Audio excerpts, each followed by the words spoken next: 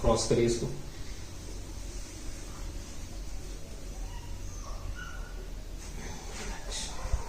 इस वाले हाथ को सेम सेम शोल्डर पे।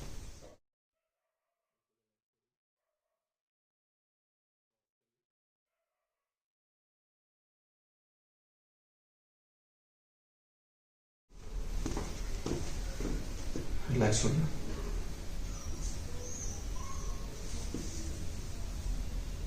बिल्कुल रिलैक्स होना।